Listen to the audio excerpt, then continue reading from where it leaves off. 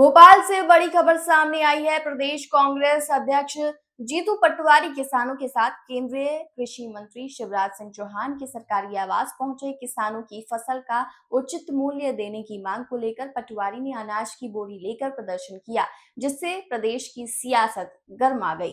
भोपाल में किसानों के हक के लिए कांग्रेस अध्यक्ष जीतू पटवारी ने एक अनोखी कार्रवाई की। किसान प्रतिनिधियों के साथ उन्होंने केंद्रीय कृषि मंत्री शिवराज सिंह चौहान के सरकारी आवास का रुख किया। उनकी मांग थी कि किसानों को फसलों का उचित मूल्य सीधे दिया जाए, न कि भावांतर योजना के फॉर्मूले पर भरोसा करने को कहा जाए। प्रदर्शन के दौरान पटवारी और उनके साथियों ने अनाज की बोरी भी साथ लाई और बंगले के बाहर सड़क पर रख दी।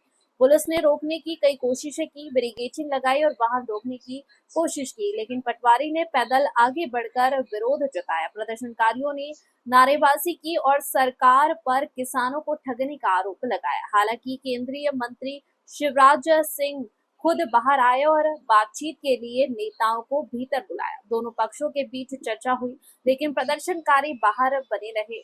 इस प्रदर्शन के बाद प्रदेश कांग्रेस अध्यक्ष और मीडिया प्रमुख के खिलाफ एफआईआर दर्ज की गई है। जीतू पटवारी का कहना है कि सरकार की योजनाओं में किसानों को वास्तविक लाभ नहीं मिल रहा है और किसानों को उनके उत्पादन का उचित मूल्य सीधे मिलना चाहिए। इस घटना ने प्रदेश की सियासत में हलचल पैदा कर दी है और किसानों के मुद्दे को केंद्र में ला दिया है। मोदी गारंटी थी कि 3100 के धान के दाम देंगे, 2700 के गेहूं के दाम देंगे, 6000 रुपए के सोयाबीन के दाम देंगे, 6000 रुपए के सोयाबीन के दाम देंगे।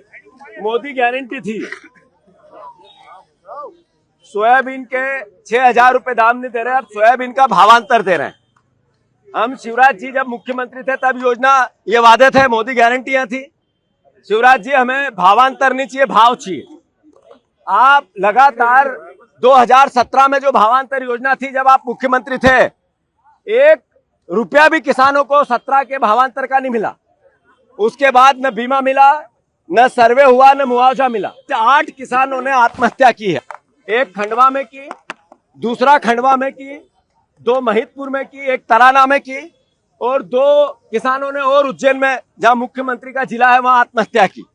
ये आज के अखबारों की सुर्खियां हैं, ये किसानों की आत्महत्या की, ये किसानों की आत्महत्या की सुर्खियां हैं। ये मैं आग्रह करना चाहता हूं मुख्यमंत्री जी से, शिवराज जी से और मोदी जी से कि किसान को भाव चाहिए, भावांतर नहीं चाहिए।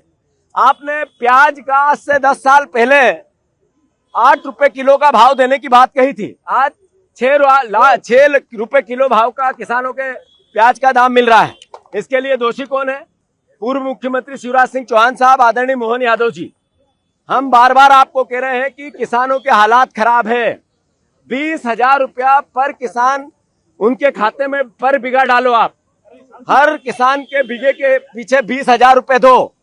सोयाबीन के भावांतर की बात करते हो, जब 25 किलो 50 किलो 1 कुंटल सोयाबीन पर बीघे हुई है, तो 1 कुंटल पे कितना भावांतर दे दोगे आप? ये मूर्ख बनाओ योजना बंद करो और भावांतर नहीं, भाव चाहिए। हमारे किसान आत्महत्या कर रहे हैं, 8 किसानों ने आत्महत्या की है। अगर इसके बाद जो आत्महत्या होगी किसानों की, उसकी दोषी भारतीय जनता पार्टी की केंद्र की और राज्य की सरकार रहेगी। सर, आज आपको अचानक शिवराज जी के यहाँ पर ऐसे क्यों जाना पड़ा? शिवराज सिंह चौहान ने 20 साल से देश के सामने कहा कि मैं कृषि को लाभ का धंधा बनाऊंगा, डबल इनकम करूंगा, डबल इंजन की सरकार बनाऊंगा। अभी 97% किसान कर्ज में है। 8 किसानों ने आज आत्महत्या की पिछले 2 दिन में।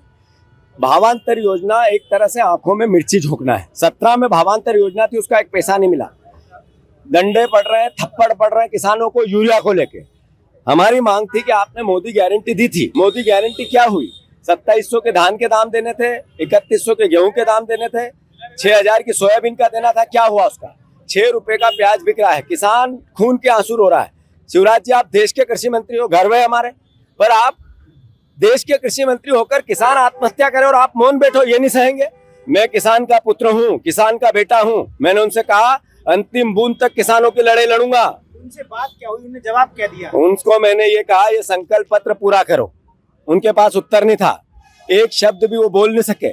मैंने कहा 90% किसान 97% कर्ज में क्यों है? उत्तर नहीं था। आत्महत्या कर रहा है, इसका दोषी कौन है? उत्तर नहीं था। मैंने कहा भावांतर नहीं चाहिए, भाव चाहिए, तो मौन थे।